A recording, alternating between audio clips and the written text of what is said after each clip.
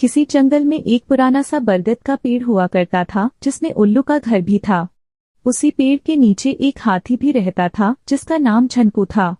एक जगह पर रहने की वजह से उल्लू और झनकू हाथी के बीच अच्छी दोस्ती थी। इधर हाथी सारा दिन जंगल में मस्ती करता था। कभी वो गन्ने खाता तो कभी अपनी सूंड में पानी भरता और अपने ऊपर फेंकता। उधर उल्लू सारा दिन सोता और रात होते ही झनकू के पास जाकर ढेर सारी बातें करता था। ऐसे ही दोनों का समय अच्छे से कट जाता था। एक दिन हाथी घूमकर शाम के समय बरगद के पेड़ के पास लौट रहा था, तभी उसने कुछ भूतों को बातें करते हुए देखा। उसने सुना कि भूत आसपास के लोगों को डराने की सोच रहे हैं। उसी वक्त भूतों के सरदार ने झनकू को देख लिया। वो जोर से चिल्लाया, पकड़ लो इस हाथी को। कुछ भूत झनकू को पकड़ने के लिए उसके पीछे भागने लगे। भूतों के सरदार के पास खड़े कुछ भूतों ने पूछा, ये कौन था सरदार?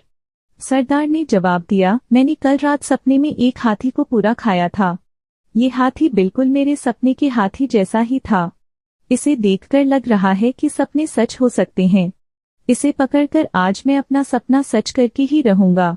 तभी हाथी को भूत पकड़कर सरदार के पास ले आए।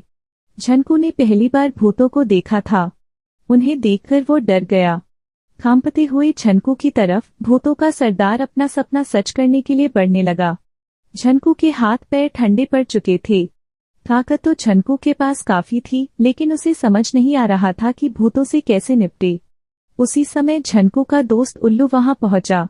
चिल्लाते हुए उल्लू हाथी के सिर पर बैठ गया और कहने लगा, आज मेरा सपना पूरा होगा। यही है वो जिसे मैंने अपने सपने में देखा था।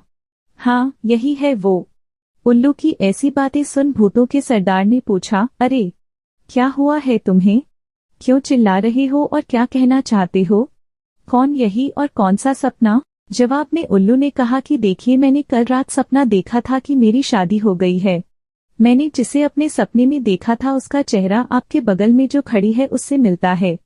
अब मैं इससे विवाह करके अपना सपना पूरा करूंगा। तभी उल्लू सरदार ने बताया कि वो भूतों की रानी है और तुम्हारा ये सपना सच नहीं हो सकता है। उसी वक्त भूतों की रानी भी चिल्लाते हुए कहने लगी कि मैं एक उल्लू से शादी कभी भी नहीं करूंगी। भूतों के सरदार ने उस रानी से कहा कि चिंता करने की कोई बात नहीं है। यह है ही उल्लू, इसलिए ऐसी बातें कह रहा है। सपने सच थोड़ी होते हैं। मैंने पिछली रात को सपने में इस हाथी को खा लिया था। सच में थोड़ी मैं इसे खाऊंगा, क्योंकि सपने सच नहीं होते हैं। सपनों को सपना ही रहने देना चाहिए। इतनी बात सुनते ही झनकू तेजी से अपने बरगद के पेड़ की तरफ भाग गया।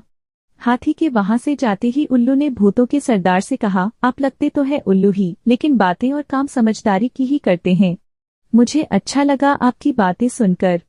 इतना कहकर उल्लू वहां से उड़कर बरगद के पेड़ पर पहुंच गया। अपने दोस्त उल्लू को देखते ही हाथी ने उसे धन्यवाद कहा और उल्लू जोर जोर से हंसने लगा।